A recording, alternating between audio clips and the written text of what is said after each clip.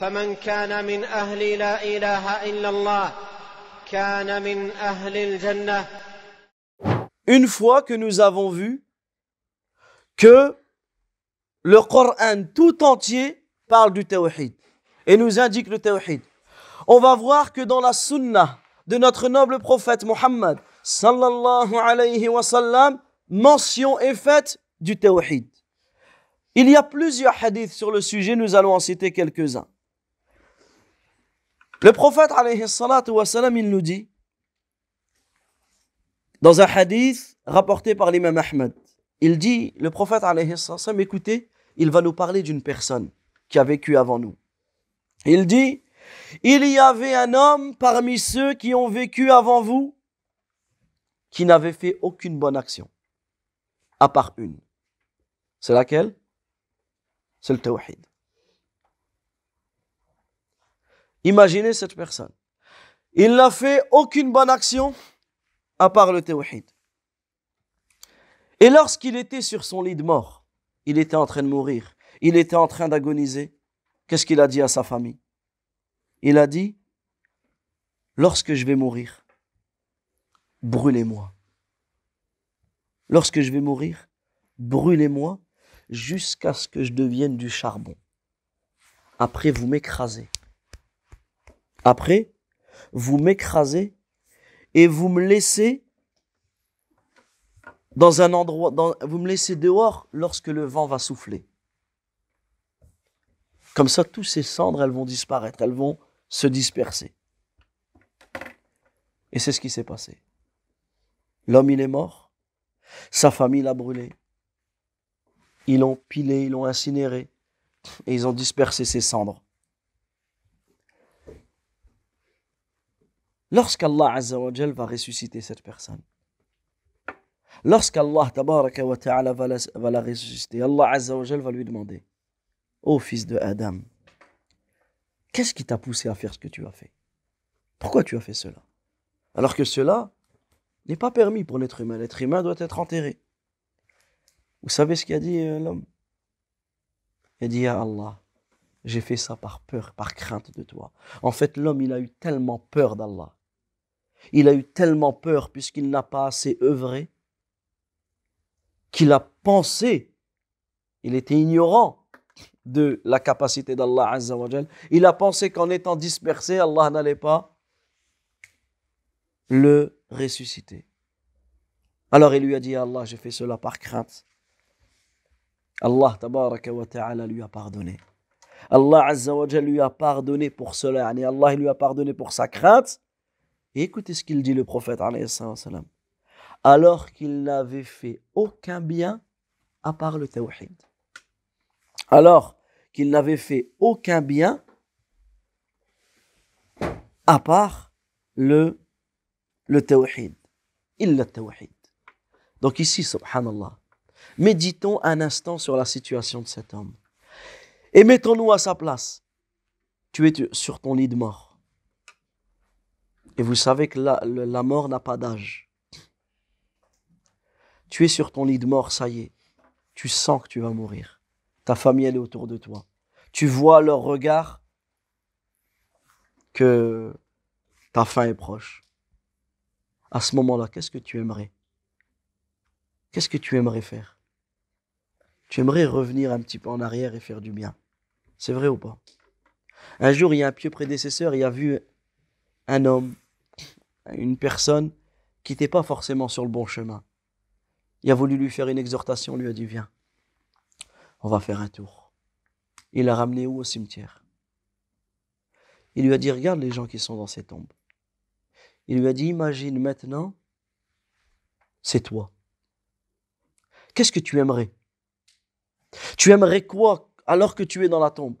Qu'est-ce qu'il dit l'homme? Il dit, j'aimerais juste une chose, revenir sur terre et faire du bien.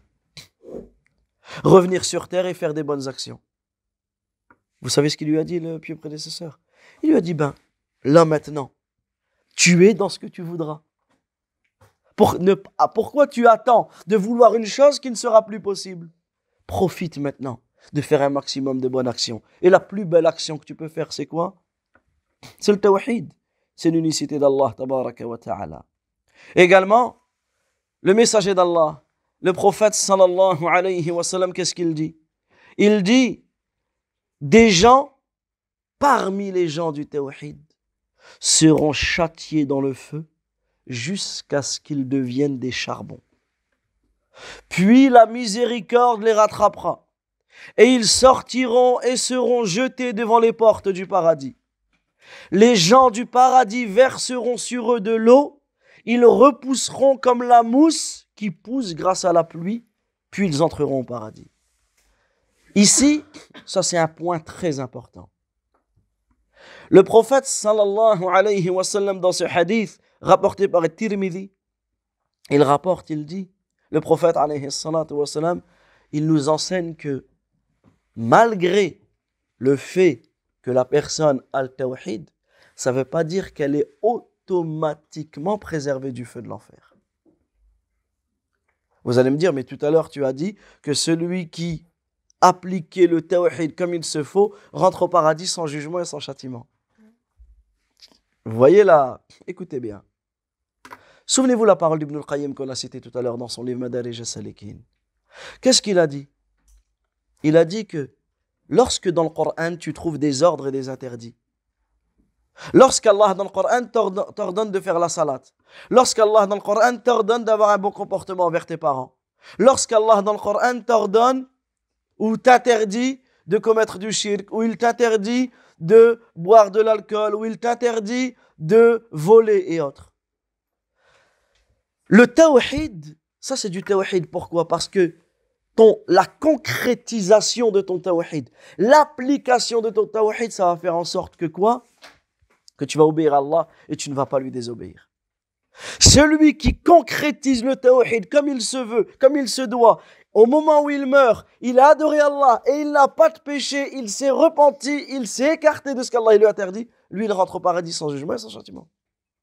Par contre, parmi les gens du tawhid, il y en a qui ont le tawhid, mais ils ont un manquement dans leur tawhid. Ce qui fait que leur manquement, leur tawhid, il est diminué dans le sens qu'ils font des péchés. Il n'est pas annulé. Parce qu'un péché ne fait pas sortir la personne de l'islam. Si j'ai volé, regardez l'homme qui s'est incinéré, qui a demandé à ce qu'on l'incinère, même la personne qui s'est suicidée, ça c'est des péchés, c'est très grave. Mais ça ne fait pas sortir la personne de l'islam. Ça ne veut pas dire que la personne n'est plus musulmane. Parce qu'il se peut que la personne ait encore son tawhid. Là, on parle d'un musulman muwahhid. Lui, son tawhid, il est resté parce mais il a commis un péché. Et il est taht mashi'atillah. Il est sous la volonté d'Allah Azza wa Jal. Si Allah le veut, il le pardonne. Si Allah le veut, il le châtie. Mais dans tous les cas, le châtiment qu'il aura ne sera pas éternel. Parce que le tawhid le fera rentrer au paradis. Il se peut qu'une personne aille 50 ans, 500 ans, 5000 ans, 50 000 ans, 500 000 ans, 500 000 ans, peu importe, en enfer, mais tôt ou tard, il sortira pour aller au paradis parce qu'il avait le tawhid. Et c'est ça ce hadith.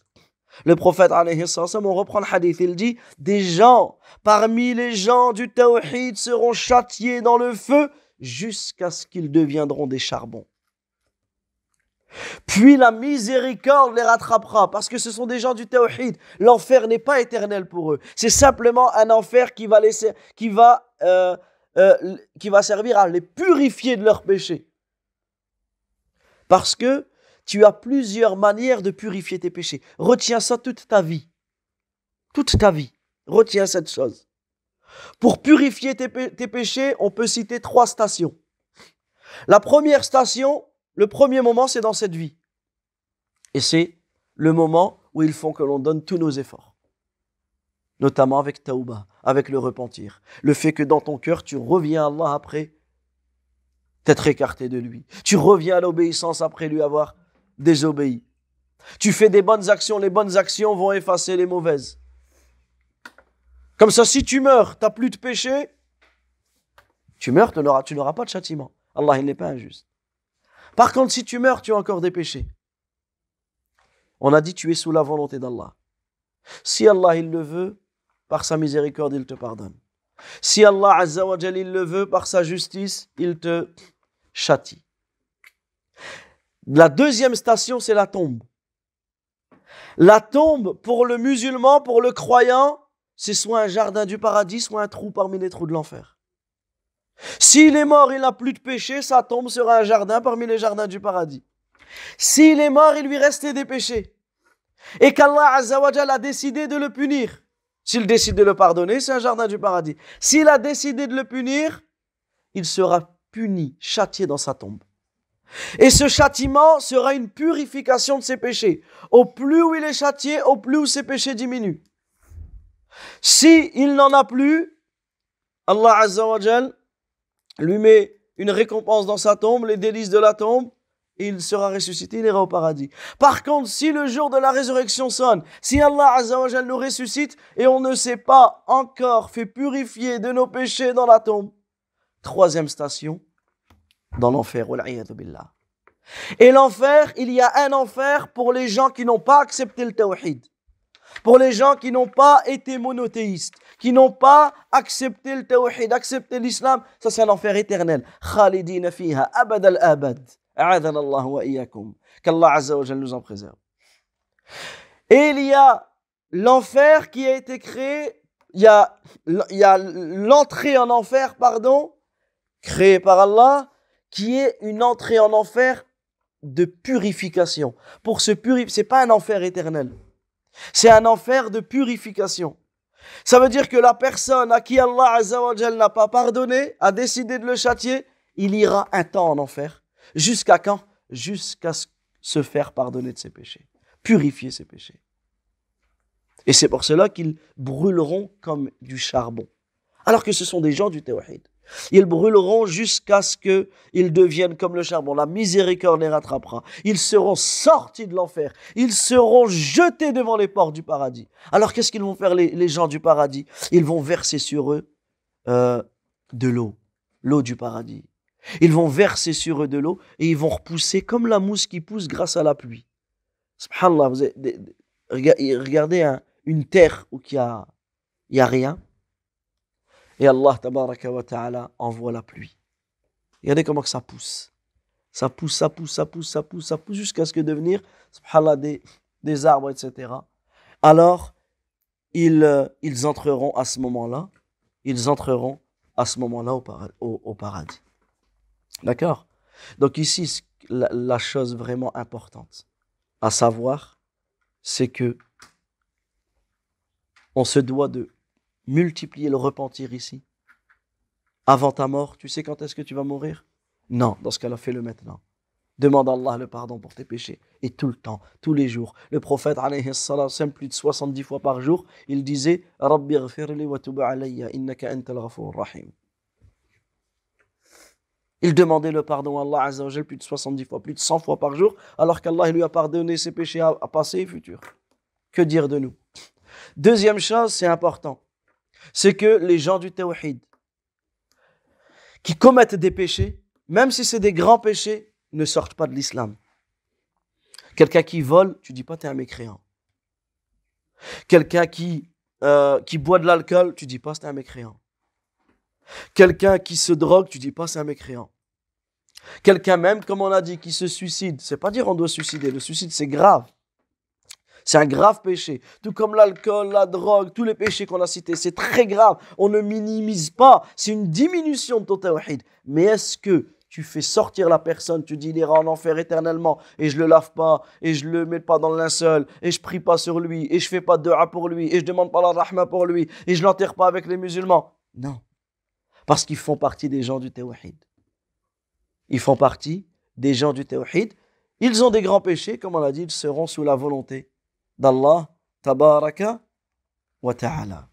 فمن كان من أهل لا إله إلا الله كان من أهل الجنة